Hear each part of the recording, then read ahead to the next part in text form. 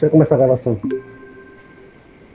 Fala pessoal, boa tarde. A gente vai começar agora o nosso seminário pelo PEC Física e um seminário com o nome Aplicações do Cálculo Vetorial na Física. Eu sou o professor Marcelo Siqueira, professor do curso de Física daqui da Unifap, e nessas próximas horas, 2 horas e meia, a gente vai fazer uns avanços bem grandes no que se refere a cálculo diferencial vetorial.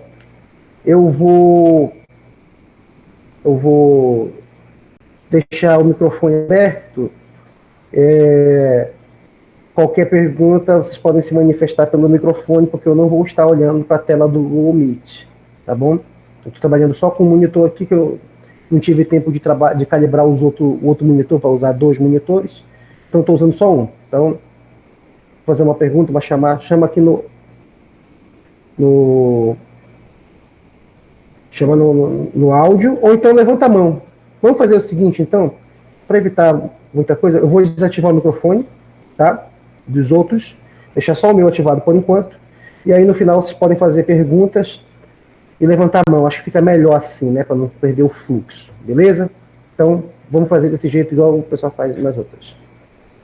Então, eu vou desativar o som de vocês. Quem quiser, se tiver uma coisa urgente, me chama aqui, tá? Pelo levantar a mão, tá bom? E o resto a gente segue, tá? Então vamos lá, vou desligar a câmera. Vamos começar. Então, minha gente, vamos falar hoje de cálculo vetorial e as suas aplicações na física, tá? O cálculo vetorial, ele é uma área da física matemática que ela é extremamente importante, porque você vai aplicar os conceitos que você aprendeu nos cálculos diferenciais integrais, só que agora com auxílio de entidades chamadas de vetores. Então, para começar, primeiro você define o que é um vetor. O que é um vetor? Bom, você aprende que o vetor ele tem módulo, direção e sentido, não é? Então, módulo, direção e sentido. Você aprende assim no ensino médio. E no início da faculdade é o suficiente que você precisa saber. Em representação cartesiana, você pode escrever um vetor genérico A como sendo AXI mais AYJ mais AZK, onde I, J e K são os versores da base cartesiana, e a X, a Y e a Z são os componentes do vetor nas respectivas direções X, Y e Z. Esse mesmo vetor permite representação no sistema de coordenadas cilíndrico. E aí ficaria um arro vezes um rho chapéu, né? Mais um A teta, teta chapéu, mais um A Z, Z chapéu, tá? Isso aqui é a mesma coisa de fazer a representação dele em coordenadas esféricas, tá bom? Vai ficar um AR vezes R chapéu, A teta vezes teta chapéu, A Fi chapéu, tá bom? Essas três representações são equivalentes, só que muda aqui é o sistema de coordenadas que você está trabalhando. Então, isso aqui é a representação no sistema de coordenadas cartesiano.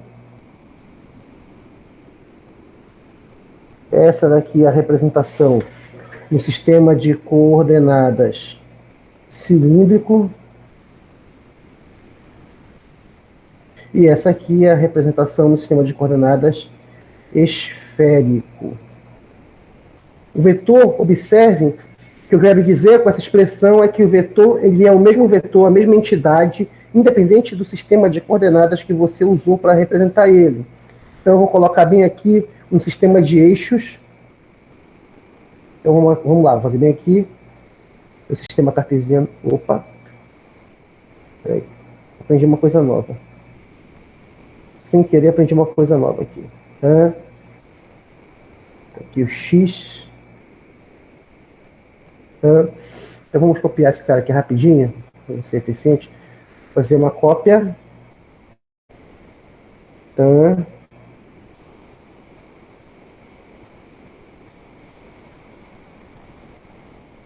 Aqui.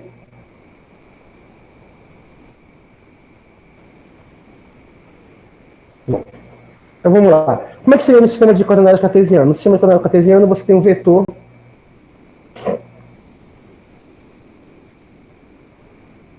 que você representa da seguinte maneira. Por exemplo, eu vou pegar esse cara bem aqui, deixar ele bem aqui. Vou fazer a representação do mesmo cara aqui.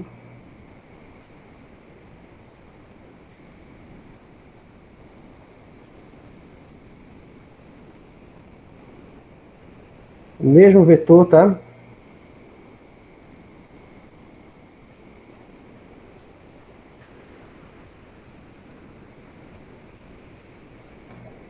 Então aqui você tem três situações diferentes do mesmo vetor, só que agora eu vou fazer primeiro aqui no sistema de coordenadas cartesiano.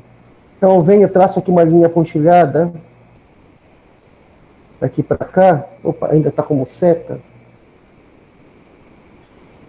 Eu traço uma linha pontilhada daqui para cá.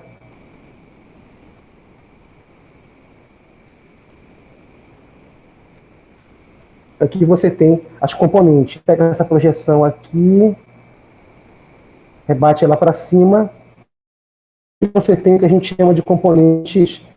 Esse eixo é x, esse é y e esse é z. E aqui você tem os versores da base cartesiana.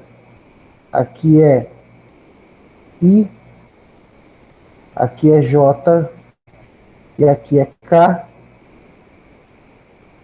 Então, esse cara bem aqui, ele é AX, esse ponto é AX, esse é AY e esse ponto é AZ. Em particular, esse sistema de coordenadas é dito um sistema de coordenadas retangular, porque ele tem essa simetria retangular, no sentido de que eu posso completar aqui essas retas, e aí vai uma coisa parecida com um cubo ou com paralelepípedo, tá? Então a simetria desse sistema de coordenadas cartesiano é retangular. No sistema de coordenadas cilíndrico, o negócio é um pouco diferente, né? No sistema de coordenadas cilíndrico, você tem aqui essa distância até o eixo Z, tá? Vamos aumentar um pouquinho esse cara aqui. Perfeito. Então você tem isso aqui. Em cima de coordenadas cilíndrico, você tem a distância, que é Z. Opa, tem uma bolinha aqui. Que é Z. X, Y. Então você tem essa distância do eixo Z até o ponto que eu quero observar, tá? Essa distância, ela é a distância ρ, certo? Esse cara bem aqui, ele tem uma projeção aqui embaixo. Essa projeção, ela vai formar um certo ângulo.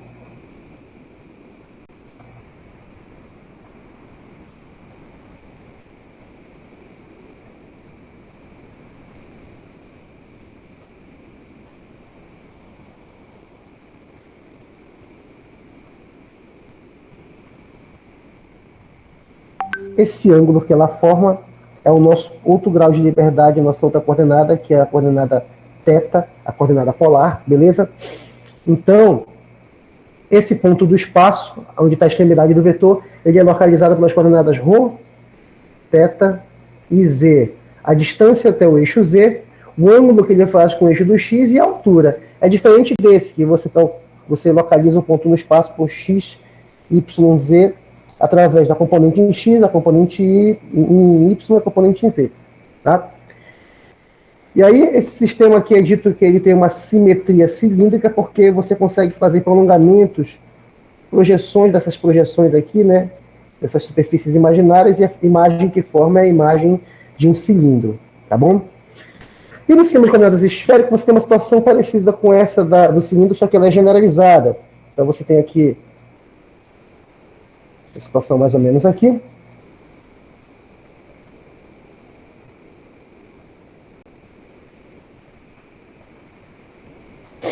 Vou puxar aqui um pouco para cá. Puxa um pouquinho para cá. Assim tá bom. Então, no sistema de coordenadas esférico, você tem uma outra situação, né? O cara passa por aqui assim. Opa. Vem por aqui. Ô, menino.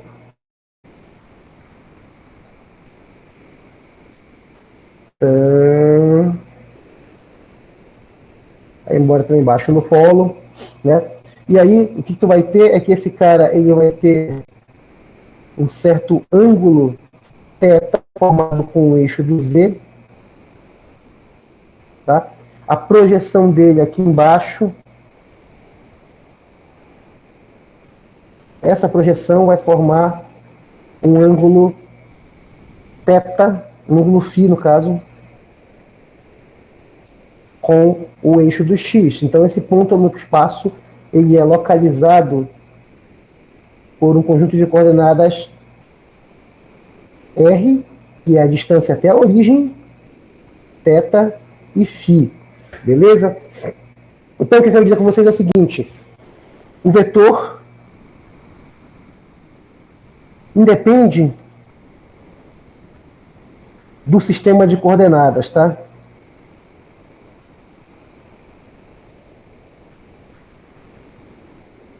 O que isso significa? Eu posso ter três representações distintas do mesmo vetor. Um é esse sistema cartesiano, outro cilíndrico e outro esférico. Uma outra coisa que vale a pena comentar é que aqui os vetores de base são diferentes, né? Aqui o vetor rho chapéu, ele está apontando para cá, nessa direção do rho aqui, tá? Esse é o rho chapéu. Perpendicular a ele na horizontal, eu tenho aqui o θ chapéu, tá?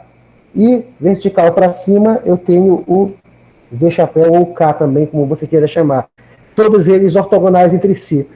O Z é o mesmo K chapéu do cartesiano, mas o Rho e o θ, eles variam angularmente, tá? Então, apesar de eles serem vetores unitários, eles não são mais estáticos, como no caso do cartesiano.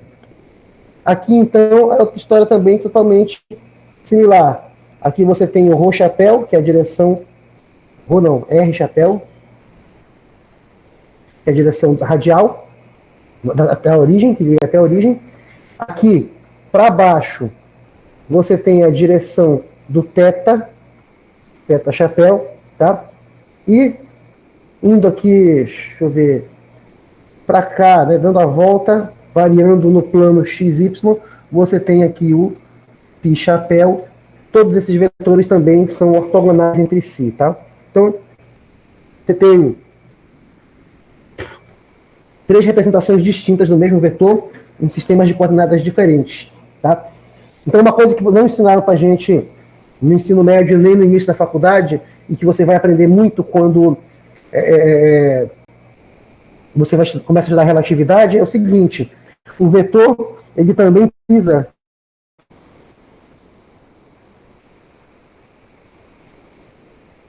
de uma lei de transformação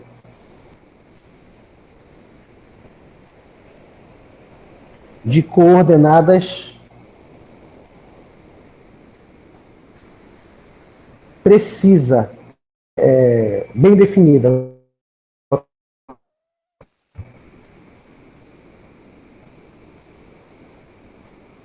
Isso significa que o vetor, para que mantenha essa independência do vetor em relação à escolha do sistema de coordenadas, as três componentes do vetor, elas têm que ter a maneira de converter de um sistema de coordenadas para o outro, tem que ser bem definida, tá bom? Então aqui, ela é tão importante e para tensores, quando você vai mais lá para frente, né? O escalar, ele não precisa ter essa descrição de componentes, ele é invariante independentemente de qualquer sistema de coordenadas, porque ele não tem componentes. Mas um vetor ele tem componentes, então cada uma das componentes tem que ter uma... Tá? A mesma coisa vai funcionar mais lá na frente quando você fala de tensores, mas a gente não vai pegar tensores aqui, porque tensores são uma coisa muito mais avançada, tá?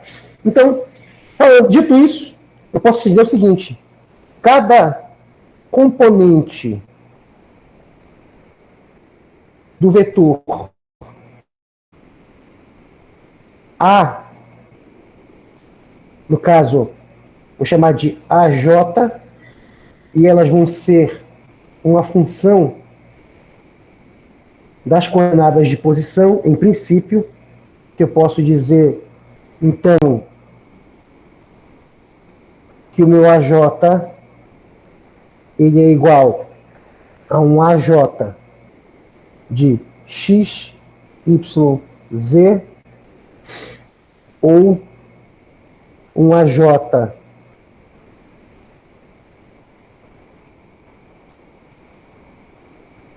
de ρ, θ e φ, r, θ, ρ, θ e z no caso, φ depois,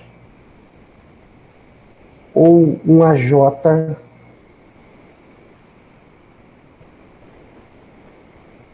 de r, θ e φ, aonde o meu J ele representa uma das coordenadas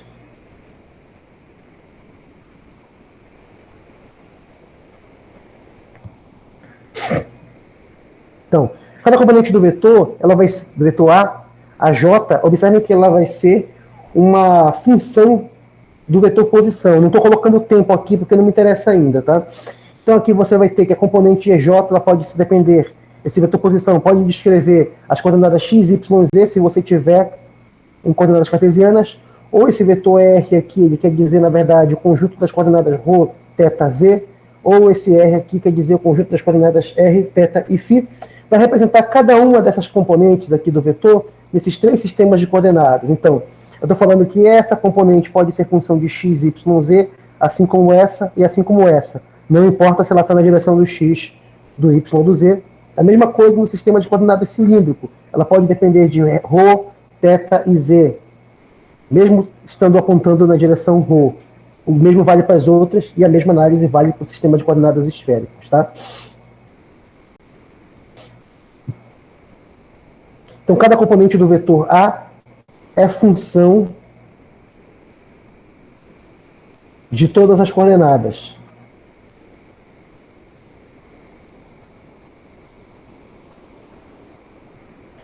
Aí eu quero dizer com isso que eu estou falando a mais geral possível. A forma mais geral possível é cada uma das componentes do vetor dentro da forma depender de cada uma das coordenadas. Aí tu pode falar, professor, mas se não depender? Bom, se não depender, aí tu vai vai ser uma função constante. Irá representar ela por uma função constante. E aí você consegue continuar trabalhando de maneira simples.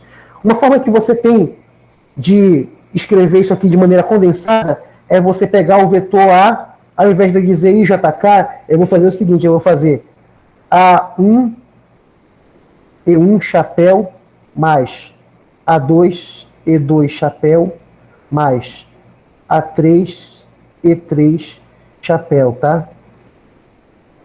Esse chapéu representa vetor unitário, A1, A2, A3 são as componentes, e aí aqui eu não estou discernindo se é x, y, z, se é ρ, θ ou z, ou se é r, θ e φ.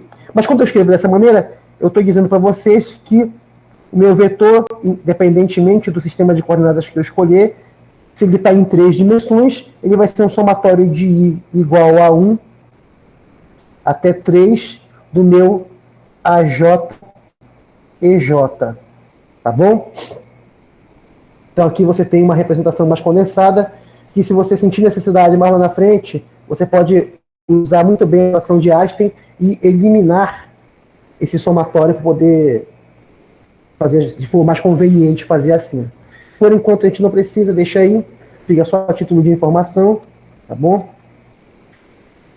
Dito isso, a gente pode então representar campos vetoriais, que é onde entra o tema do nosso minicurso, né?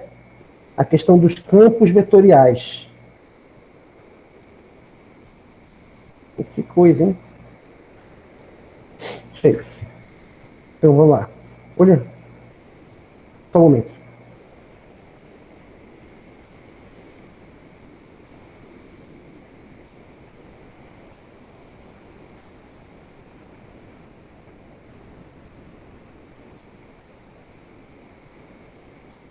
Ah, sim, agora sim. Talvez sem emparelhar ativado. Muito bem, vamos lá. Dito isso, então, eu posso falar da representação de campos vetoriais, beleza? Então, aqui, representação de campos vetoriais. O que é isso, minha gente? Eu já defini para vocês o que é o cálculo, o que é o cálculo vetorial na física, né? É você pegar as suas ferramentas que você aprendeu do cálculo 1, 2, 3, só que agora, ao invés de você aplicar em funções que podem estar no espaço real de uma dimensão, ou R1, ou no R2, que é o espaço vetorial de dimensão 2, ou no R3, bidimensional, ou no Rn, você vai ter vetores. Você vai ter grandezas que elas têm que ficar especificadas, além de uma quantidade escalar, a direção em que ela está apontando é uma informação relevante para você entender completamente o fenômeno, a grandeza física. Juntamente com a direção, você ganha de brinde uma coisa chamada de sentido, né? Sentido que está indo. E agora eu falei para vocês que ainda tem mais uma coisa. O vetor, para ele representar uma grandeza física, ele não pode depender do sistema de coordenadas. Entendeu? A física ela tem que ser independente do sistema de coordenadas escolhido.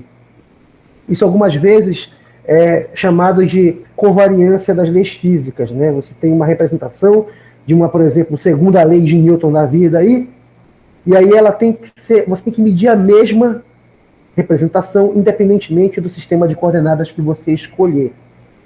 Foi por causa desses tipos de estudo que surgiu a relatividade restrita e depois veio a relatividade geral. Não sei se vocês devem lembrar nas suas andanças pela física que, por exemplo, existem estas forças fictícias que surgem como efeitos de inércia, na verdade, que em um referencial você pode confundir e interpretar como uma força. Mas, na verdade, são apenas o princípio da inércia não sendo uma força física em si, no sentido de que ela depende do referencial que você está analisando para enxergar como se fosse força. Tá? As leis físicas têm que ser, se forem vetoriais, precisam ser representadas por vetores de tal maneira que esses vetores são invariantes em relação à escolha do sistema de coordenadas, tá bom?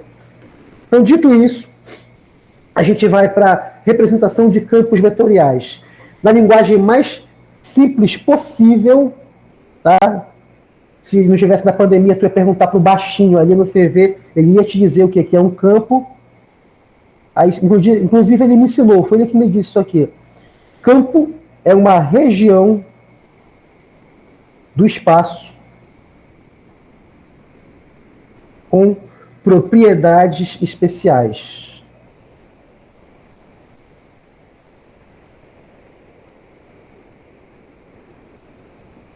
Esse espaço pode ser o espaço físico, tá? O nosso XYZ da vida, largura, profundidade ou altura, ou ele também pode ser um espaço abstrato, como, por exemplo, o espaço de Hilbert, lá da mecânica quântica, o espaço de Minkowski, lá da relatividade, enfim, um espaço qualquer que tenha uma propriedade especial. Tá? Você pode ter campos escalares, por exemplo, que são regiões do espaço associadas a cada ponto desse espaço, você tem um valor de uma grandeza escalar. Você pode ter um campo de temperaturas. Né? Quanto mais próximo do ar-condicionado, vamos pressupor, né, que você está com uma temperatura menor. Então, existe uma distribuição de temperaturas em cada ponto de uma sala fechada, onde em cada ponto você mede uma grandeza escalar chamada temperatura. Então, você tem aí um campo escalar que descreve a temperatura nesse ambiente. Você também pode ter uma grandeza vetorial, por exemplo, como um campo elétrico, ou até a luz, que você ligou. A luz também é uma onda, ela é uma onda eletromagnética, então ela é um campo, né? E aí, em cada ponto da tua sala, da tua região, ele vai ter uma propriedade diferente, tá? Ou você pode ter, por exemplo, a velocidade de escoamento da água num cano, por exemplo, né? Vamos pegar aqui esse exemplo, que ele já vai ser útil para nós. Então imagina só bem aqui, não vou colocar a torneira, tá? Mas imagina que aqui você tem uma mangueira, tá bom? E ela vai embora até aqui, tá? Dentro dessa tua mangueira bonitinha aqui, vai escoar um fluido, uma água, tá? Eu vou escrever aqui do lado para não confundir, beleza? Então bem aqui, tem uma aguinha aqui percorrendo dentro da minha mangueira, vou pintar bonitinho, tá? Então tá aqui, a água está escorrendo dentro da tua mangueira, tá bom? Aí digamos que tu consegue, de alguma maneira, sei lá, surfar em uma molécula de água, ou então uma gota de água desse rio aqui todinho. O que eu quero dizer para você com isso é que, de alguma maneira, você está seguindo o fluxo de velocidades, tá? Então tem uma região do espaço chamada interior da minha mangueira, onde eu tenho o vetor velocidade de escoamento do fluido. Em cada ponto ele tem uma direção, podemos até dizer uma velocidade diferente, tá bom? E aí, esse fluxo de velocidades, eu tenho uma região do espaço, o volume da mangueira, que tem uma propriedade especial. Qual é? A velocidade de escoamento do fluido. Então aqui eu tenho um campo vetorial de velocidade, tá? Se está entrando por aqui e saindo pelo outro lado, posso dizer que essa aqui é a fonte e aqui é o sorvedouro do meu campo de velocidades, porque em relação ao espaço chamado mangueira, ele começa a existir aqui, as linhas de campo nascem nesse ponto e morrem nesse. É uma situação análoga que você vê nas linhas de campo elétrico, tá? Imagina que você tem uma carga positiva aqui, e aqui você tem uma carga negativa. Vamos botar essa carga mais embaixo aqui. Quero usar a simetria aqui da pauta. Feita aqui uma carga negativa. Pronto. Tá? Então, você tem aqui as linhas, por causa da convenção que a gente tem na física, as linhas de campo positivas, elas são fontes de linhas de campo elétrico, né? Isso significa para a gente que as linhas do campo elétrico, elas nascem, elas partem da carga positiva, né? Por outro lado, as cargas negativas, elas são conhecidas como sorvedouros de linhas de campo elétrico, né? Então aqui a gente vai dizer que as linhas do campo elétrico, elas têm que morrer aqui onde você tem uma carga negativa, tá? O efeito disso é o seguinte: ponte de campo elétrico ou de linhas de campo elétrico, tá? E aqui são os sorvedouros, tá bom? Carga positiva é fonte de linha de campo elétrico, carga negativa, ela é sorvedouro. O que acontece é que se elas estiverem próximas o suficiente uma das outras, então essas linhas se fundem, você vai ver a fusão da linha aqui, tá? E aí você vai ver esse fluxo de campo elétrico. Lembrando que se você for pegar o seu livro de física básica, a linha de campo ela não é o campo em si, tá bom? O campo, ele é essa tangente aqui, em cada ponto, ó. Então tem o campo elétrico nesse ponto, aqui ele já tem um outro formato, tá? Então a direção do campo ela é tangente às linhas de campo, beleza? Aqui, por exemplo, está chegando vertical, então acaba coincidindo, tá?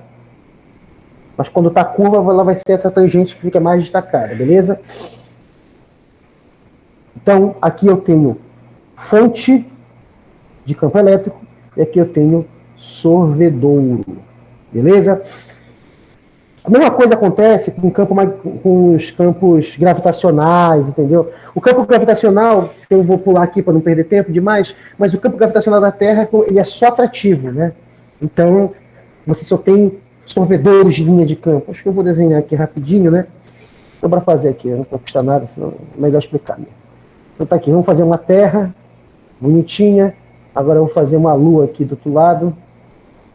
Um objeto, sei lá, vou chamar de lua. Bom, vamos desenhar a Terra com um pouco de dignidade, né? Então tá aqui, vamos dizer que isso aqui é América do Norte e tal, América do Sul. Tá feio pra caramba essa América do Sul aqui. Digamos que a Terra, né? Digamos que é uma Terra de universo paralelo, tá? Então o continente é tudo isso aqui. Então vamos chamar aqui de, sei lá, Terra 30, tá bom? Lá na realidade da DC Comics, ela é uma Terra paralela, tá? Então, ela, digamos aqui que a Terra gira em torno do próprio eixo com uma velocidade angular ômega constante, né? Esse nosso ômega aqui, ele vai ser 2π vezes a frequência, se for ou 2π sobre o período, né? 2π sobre o período, se for o período da Terra, que a gente conhece, é 24 horas, tá bom? Mas o que é interessante aqui é que esse satélite, vou chamar de Lua, ele sente a ação de um campo que puxa em direção a esse cara aqui, em direção à Terra. E a Terra também ela sente um efeito que é puxar na direção oposta, tá? O que é interessante é que essa aqui é a ação da força, tá? Mas assim, esse campo é sempre atrativo, é diferente da questão aqui da carga elétrica. Então, você tem essa situação diferente, mas mesmo assim, não deixa de ser uma região do espaço com propriedades especiais, tá bom? Então, com isso eu posso começar a trabalhar o que eu quero trabalhar sobre vetores. Então, só botar aqui o campo gravitacional sempre atrativo, tá? Então, com isso eu posso falar de algumas propriedades básicas de vetores.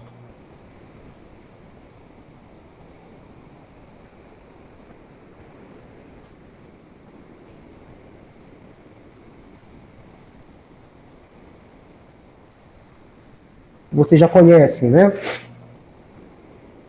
Primeiro, se eu tiver aqui,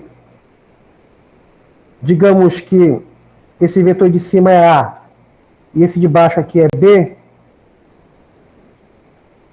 de cara, tu analisa aqui pelo tamanho do vetor, o módulo de A é maior do que o módulo de B, sendo A e B dois vetores genéricos, tá? A segunda coisa que você analisa é que você tem a definição do produto escalar entre dois vetores, A e B. Você tem o módulo de A vezes o módulo de B, cosseno do ângulo entre eles, tá bom? Nesse caso aqui, eu posso também escrever, se eu tirar a seta de cima, eu posso tirar o módulo, fica A, B, cosseno de θ, aonde eu vou ter essa seguinte situação. Se eu tiver agora, eles não estão, vamos supor que eles estão em ângulos diferentes, tá? Então tens o A aqui embaixo, tu tens o B, tá? Então, o que é o produto escalar? Se eu pegar esse cara bem aqui, ó, faço a projeção ortogonal dele na direção do B, tá?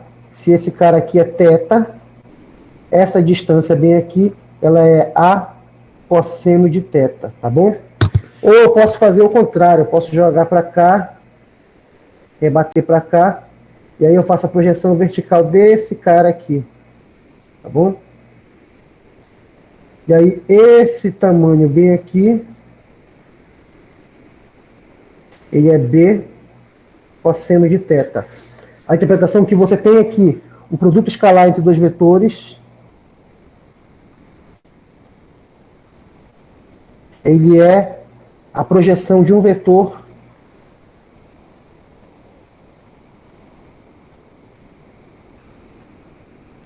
na direção do outro, tá?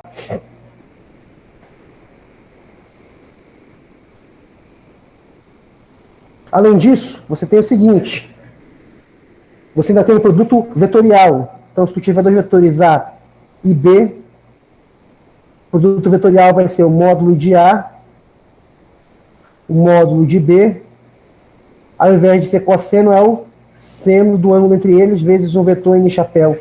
E como é que tu visualiza isso? Se tiver dois vetores aqui, um vetor A e um vetor B, se ele partir do A vezes o B, vai fazer o contrário aqui, fica melhor de fazer isso aqui. Vou botar o B em cima e lá embaixo, só para manter o sentido aqui, depois eu troco. Aqui A, e aqui é B, aqui o ângulo é θ. Então, esse cara aqui, que é perpendicular aos dois vetores, tá? Esse vetor N chapéu, ele é perpendicular aos dois vetores, ele vai ser o meu A vezes B, tá? Então, esse ângulo de abertura aqui tem um sentido. Se você fizer, ao invés de fazer A vezes B, fazer B vezes A, usando a regra da mão direita, esse cara vai para o lado oposto, tá? Então, é B vezes A, vai ter o mesmo módulo desse cara aqui de cima, só que o sinal oposto. Então, vai ficar menos A vezes B, tá bom? Então, é isso que você precisa saber do básico para a gente poder operar em relação ao cálculo vetorial sobre essas entidades. Com isso, eu posso finalmente falar do que a gente conhece como fluxo e divergência.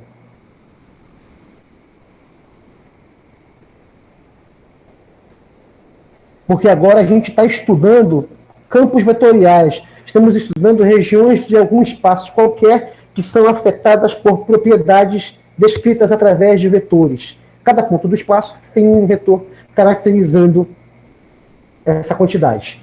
Então, para fazer isso, eu vou fazer o seguinte, eu vou botar bem aqui desse lado, aqui do lado de fora mesmo, um sistema de referência, um XY aí da vida, tá? E eu vou analisar como a gente analisaria um fluido, por exemplo. Você pode encontrar isso aqui no Moisés, talvez no Halliday. Eu vou pegar aqui, ó, vou fazer aqui. Isso, de um tubo, ele vai embora, tá? E aí ele vai até aqui assim, ó, tá bom? Mas o que é interessante é o seguinte, vou fazer a saída dele tracejada bem aqui. E aí você vai ter o seguinte, nesse tubo, de alguma maneira, eu tenho aqui uma superfície, um vetor N chapéu perpendicular a essa superfície aqui, que eu vou chamar de ΔS, tá? Que é essa superfície aqui circular. Aqui também é ΔS, tá? Só que como esse perpendicular a ela está na outra direção, ele vai ser menos N chapéu, um vetor unitário perpendicular à superfície. Por essa superfície está passando algum fluido. Então eu tenho um fluxo de velocidades aqui, igual como eu descrevi ainda agora, tá bom? A diferença é que agora eu vou considerar explicitamente, só por comodidade mesmo, que esse fluxo de velocidade é um fluxo laminar, tá bom? Vou desprezar qualquer outro efeito aí que possa dificultar o cálculo. Então, eu tenho aqui um fluxo de velocidades, tá? Isso aqui é a velocidade que entra por uma face e sai pela outra, tá bom? Essa distância bem aqui, ó, que ele percorre,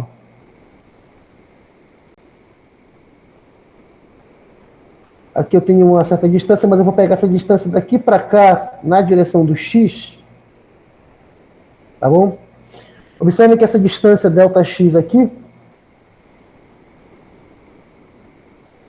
ele vai ter que ser, ele vai percorrer, à medida que a velocidade sai de uma face para outra, ela tem que ser a componente x da velocidade, porque está na direção x, tá?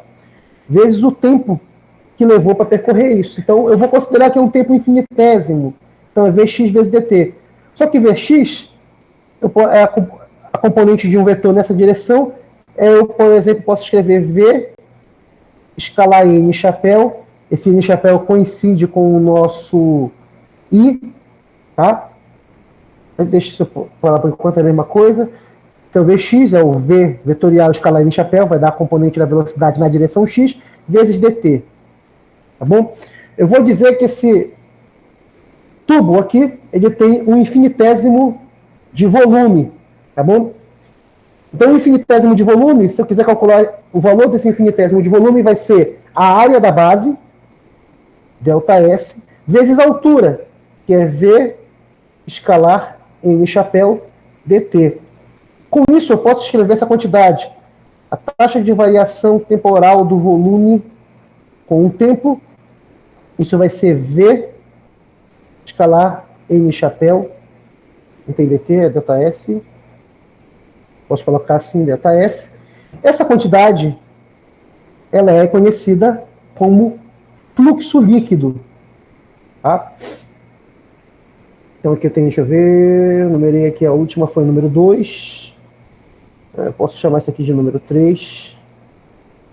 Aqui de número 4, 5, 6, 7. Então essa quantidade aqui, ela é conhecida como fluxo líquido.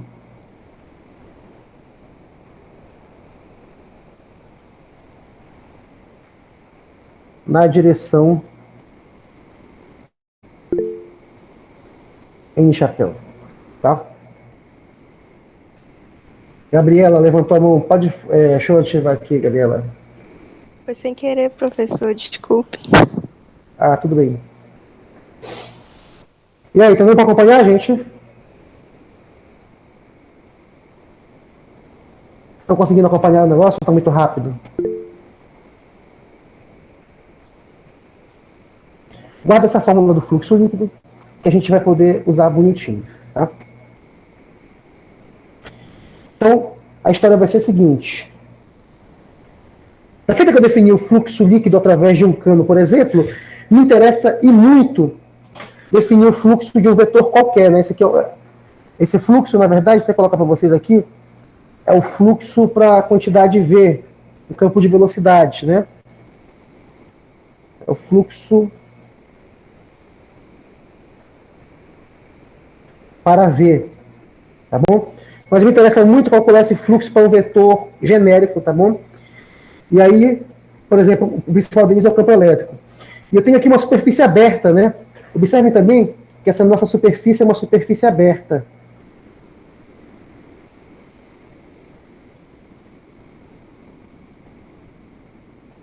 Na física, a gente tenta generalizar tudo o que pode, né? Então, se eu calculo para uma superfície aberta, como seria para uma superfície fechada?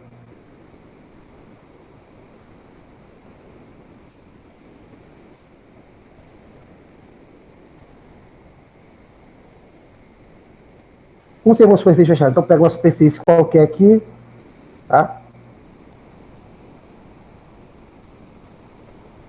Essa superfície ela tem um valor S e um certo volume V, beleza? Se eu pegar um pedacinho dessa superfície aqui, ó, a cada ponto dela, a cada pichitinho dela, como diria o outro, eu tenho um vetor normal perpendicular a ela que está definido, tá? De tal forma, por exemplo, se eu tivesse aqui um campo elétrico, de repente uma carga positiva, né, e eu pegasse uma lasquinha dessa superfície aqui, digamos, esse pedaço, né, eu sei que a linha do campo elétrico, ela atravessa, né, se pegar uma linha só de campo elétrico aqui, ela vai... Deixa eu pegar aqui, deixa eu ver aqui, fazer uma coisa mais distorcida. O negócio aqui mais distorcido aqui, assim, pronto. Então, se eu pegar uma linhazinha desse campo elétrico, ele vai sair assim, né? Por exemplo, mas o vetor normal, ele está apontando para cá. Certo? Então, existe um ângulo θ em relação a eles dois. Então, se eu quiser calcular o fluxo do campo elétrico, por exemplo, através dessa superfíciezinha, eu vou ter o quê?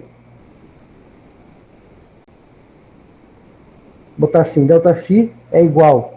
Fazendo uma analogia com o fluxo do campo de velocidades, então, ao invés de velocidade, eu vou colocar campo elétrico, em chapéu, ΔS, tá bom? Ou, se eu quiser de forma diferencial, geralmente é melhor trabalhar com os infinitésimos para depois generalizar, então vai ficar E, escalar N chapéu. Se eu tinha ΔΦ, eu tinha ΔS, então se tenho dφ é ds, beleza? Então aqui a gente já tem uma relação entre fluxo e essa área. Mas aí eu me interesso calcular, então, como seria o fluxo para uma carga puntiforme? Fluxo do campo elétrico, fluxo de E, para uma carga puntiforme. Então o que eu vou fazer? Eu venho aqui, desenho bonitinho uma carga puntiforme, vou botar carga positiva, mas só por conveniência mesmo, tá? Só porque é mais fácil, sei lá, é mais costume para mim, tá bom? Então aqui eu vou desenhar uma superfície, ela vai estar meio torta, porque eu preciso generalizar ela, certo? A essa superfície aqui eu vou ligar, então, as minhas linhas tracejadas bonitinhas, tan, tan. Essa superfície, eu vou ter aqui uma distância até um ponto P localizado sobre a superfície. Nesse ponto P eu tenho um campo elétrico que ele tem que apontar na direção radial, né? Então ele tem que manter essa direção aqui que ele está. Então tem um E aqui, campo elétrico, e aqui eu tenho o meu vetor normal, tá? Vou botar para cá, melhor. Tem o meu vetor normal. Eles formam um ângulo θ entre si, e essa superfície aqui eu vou dizer que ela tem uma área ΔS, tá bom? Se eu fizer isso, o fluxo de uma carga puntiforme vai ficar como? Meu campo no ponto P, pelo que a gente conhece, ele é K. A carga que gera, vou chamar de Q essa carguinha aqui, KQ sobre R ao quadrado, R chapéu, tá bom? Onde meu K ele pode ser 1 se você estiver no sistema CGS, ou ele pode ser 1 sobre 4π ε0, que vai dar 9 vezes 10 a nona, a unidade apropriada lá, se você tiver no SI. Tá?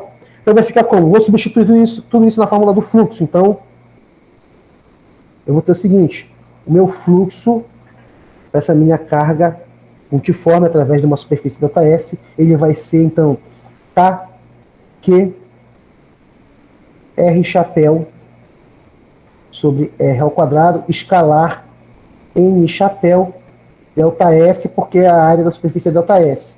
Eu vou ajeitar isso aqui da seguinte maneira, KQ ΔS sobre R ao quadrado, R chapéu escalar N chapéu, tá? Eu ainda posso escrever da seguinte maneira, esse meu fluxo aqui, fluxo líquido, ele vai ser, o meu K é 1 sobre 4π ε0, vou colocar aqui, Q sobre 4π ε0, que multiplica ΔS, olha aqui, eu tenho dois vetores unitários, o vetor R chapéu e o vetor N chapéu, tá? Pela definição de produto escalar, a gente sabe que é o módulo do primeiro vezes o módulo do segundo, cosseno do ângulo entre eles. Então aqui, ó, como eles são vetores unitários, o módulo do primeiro é 1, o módulo do segundo é 1, 1 vezes 1 é 1, cosseno do ângulo entre eles. O ângulo entre eles é θ, tá bom? Então vai ficar ΔS, cosseno de θ, sobre R ao quadrado. E essa quantidade bem aqui, senhores, a gente conhece como elemento de ângulo sólido, tá? Vou até colocar com uma cor verde aqui, tá bom? Isso aqui é igual a Q sobre 4π ε0, aonde o meu Δω ele é um elemento. Ô, cacete. Espera, errou de ângulo sólido. Tá? O que significa um elemento de ângulo sólido? Na linguagem mais baixa possível, mais simples, mais fácil que eu possa falar, ele é uma generalização do ângulo plano que você conhece, né? Então tem aqui, ó, o ângulo plano, pega aqui, ó, né? Vai aqui assim, Aí se tu quiser generalizar, tu faz uma distorçãozinha bem aqui assim, ó, né? Então aqui tu tens um ângulo ΔΦ, essa distância aqui é R, daqui da origem até lá, tá? E aqui tu tem ΔS, tá bom? Aqui eu vou chamar de um ângulo θ, tá? Como eu vou considerar muito pequeno, eu posso até aproximar isso por um triângulo retângulo, apesar de não ser um triângulo retângulo, tá? Mas tu pode fazer essa aproximação se for muito pequeno. E aqui é ΔL, tá bom? Então, para o ângulo plano, você tem aqui o seguinte, que o teu ΔΦ é igual ΔS sobre R, né? O arco dividido pelo raio. E o meu ΔS, ele é a projeção aqui nesse lado aqui, na projeção do ΔL. Então ele vai ser ΔL cosseno de θ sobre R, tá?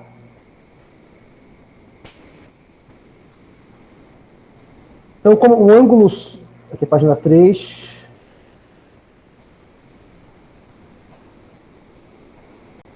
o ângulo sólido, ele é a generalização disso, tá, gente? Então, tu tens aqui, ao invés de tu ter no plano, tu vai ter uma coisa tridimensional, tá ligado? Então, tem aqui uma origem, né? Né? Tal. E aí, de repente, passou aqui, por algum motivo tá torto, né? Precisa estar bonitinho, assim fica mais geral. Então, aí aqui, você vai ter a projeção dessa circunferência que forma uma coisa mais reta, né? Coisa mais perpendicular. Então aqui você vai ter o teu ângulo sólido, tá bom? Na verdade ele vai ser uma coisa tridimensional, então ele vai ter que ser uma bolinha aqui, um círculozinho. Aqui está a origem. Esse ângulo sólido, a distância até o ponto de observação é R, tá? Essa área bem aqui, pontilhada, ela tem o seu vetor, que eu vou chamar de vetor radial, e essa outra aqui não é pontilhada, ela tem o seu vetor normal, que eu vou chamar de N chapéu, tá? Aqui é R chapéu. Essa área, ela vale ΔS, e essa aqui pontilhada, eu vou dizer que ela é delta sigma, tá bom? Então, como é que eu calculo? Vai para manter a adimensionalidade, que nem a gente fez no ângulo plano, tu vai fazer isso aqui, ó. O delta ômega, que é um elemento de ângulo sólido, ele tem que ser a área ortogonal correspondente dividida pelo quadrado do raio, porque o quadrado do raio, área é quadrado de comprimento, raio ao quadrado cancela a dimensionalidade. Essa tua área bem aqui, ó, se esse ângulo entre as duas áreas, aqui está oblíquo, aqui está reta, se for um ângulo θ, então essa área, ela é esse ΔS que funciona meio que de hipotenusa, vezes cosseno de θ, dividido por R ao quadrado, e o cosseno de θ, como a gente viu ainda agora, ele é R chapéu